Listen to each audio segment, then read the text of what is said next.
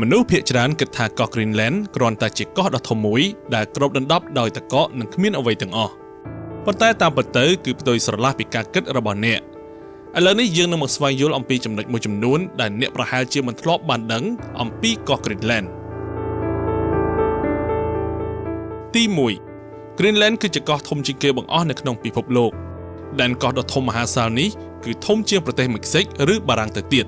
ប៉ុន្តែជាង 80% នៃដែនកោះនេះគ្របដណ្ដប់ទៅដោយទឹកកកមួយឆ្នាំពេញតែម្ដងផ្ទៃដីភាគច្រើននៃកោះ Greenland គឺជាផ្ទាំងទឹកកកដ៏ធំសម្បើមមួយដែលមានផ្ទុកប្រហែល 10% នៃទឹកសាបក្នុងពិភពលោកទី2កោះ Greenland មិនមែនជាដែនដីពណ៌បៃតងដូចឈ្មោះនោះទេឈ្មោះរបស់ដែនកោះនេះគឺពាក់ព័ន្ធនឹងរឿងរ៉ាវកាលពីជាង 1000 ឆ្នាំមុនជំនួសឲ្យឈ្មោះ Iceland ដែលត្រូវនឹងតំបន់ទឹកកក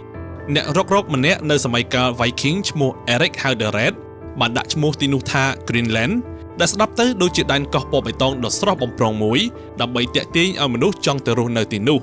យុទ្ធសាស្ត្រនៃការដាក់ឈ្មោះដ៏ឆ្លាតវៃនេះទទួលបានលទ្ធផលយ៉ាងល្អទោះបីជាឈ្មោះមិនស័ក្តិសមទៅនឹងស្ថានភាពពិតប្រាកដរបស់ដែនកោះនេះក៏ដោយទី3កោះ Greenland មានទំហំផ្ទៃដីយ៉ាងធំសម្បើមពលគឺដែនកោះនេះមានទំហំ 2.1 លានគីឡូម៉ែត្រការ៉េប៉ុន្តែមានប្រជាជនរស់នៅត្រឹមតែជាង 56,000 នាក់ប៉ុណ្ណោះចំនួនប្រជាជននៃកោះ Greenland អាចនិយាយបានថាមានចំនួនតិចខ្លាំងហើយស្ថិតក្នុងចំណោមតំបន់ដែលមានដង់សីតេប្រជាជនទាបបំផុតនៅក្នុងពិភពលោកនៅលើដែនកោះដ៏ធំល្វឹងល្វើយនេះប្រជាជនស្ទើរតែទាំងអស់រស់នៅជិតតំបន់ឆ្នេរសមុទ្រដែលគ្មានទឹកកកជាពិសេសនៅក្នុងរដ្ឋធានី Nuuk ដែលមានចំនួនប្រជាជនក្រោម 20,000 នាក់ប៉ុណ្ណោះទី4កោះ Greenland មិនមានផ្លូវសម្រាប់តភ្ជាប់ពីទីក្រុងមួយទៅកាន់ទីក្រុងមួយទៀតនោះទេត្រង់ចំណុចនេះមានន័យថាអ្នកមិនអាចបើកបរតាមផ្លូវគោកពីទីក្រុងមួយទៅកាន់ទីក្រុងមួយទៀតឡើយផ្ទុយទៅវិញដើម្បីធ្វើដំណើរទៅកាន់ទីក្រុងមួយទៀតអ្នករស់នៅ Greenland ត្រូវធ្វើដំណើរដោយជិះយន្តហោះទូកអូថូភាគចក្រម៉ូតូព្រិលឬមិនអញ្ចឹងទេនោះអ្នកត្រូវជិះរទេះអុសដោយសត្វឆ្កែលើទឹកកក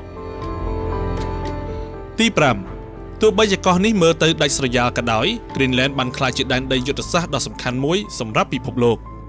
នៅដែនកោះដ៏ត្រជាក់នេះគឺបង្កប់ទៅដោយធនធានធម្មជាតិដ៏សម្បូរបែបរួមទាំងរ៉ែកម្រនិងលោហៈធាតុសំខាន់ៗសម្រាប់ផលិតជាគ្រឿងបច្ចេកវិទ្យាទំនើបនិងបានទាក់ទាញចំណាប់អារម្មណ៍មហាអំណាចធំៗដូចជាសហរដ្ឋអាមេរិកចិននិងរុស្ស៊ីសហរដ្ឋអាមេរិកនិងប្រទេសដទៃទៀតមើលឃើញពីសក្តានុពលសេដ្ឋកិច្ចនាពេលអនាគតរបស់កោះ Greenland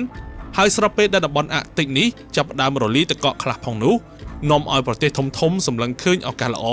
ក្នុងការចូលរុករានធនធានកម្រនានាក្រោមផ្ទាំងទឹកកកដែលធ្លាប់តែក្រាស់ឃ្មឹកមិនអាចចូលទៅដល់កាលពីលើកមុនទី6 Greenland គឺជាដែនដីទឹកកកដែលមានការកើនឡើងកម្ដៅលឿនបំផុតនៅលើផែនដីផ្ទាំងទឹកកកដ៏ធំមហិមាចាប់ផ្ដើមរលាយកាន់តែលឿនជាងមុននាំឲ្យតំបន់ជាច្រើនចាប់ផ្ដើមបង្ហាញរូបរាងនិងមានការលូតលាស់នៅរុក្ខជាតិបៃតងលើទីតាំងដែលធ្លាប់មានតែទឹកកកនៅពេលដែលផ្ទាំងទឹកកកយៈរលាយបញ្ហានេះក៏ធ្វើឲ្យកើនឡើងកម្រិតទឹកសមុទ្រនៅក្នុងពិភពលោកផងដែរ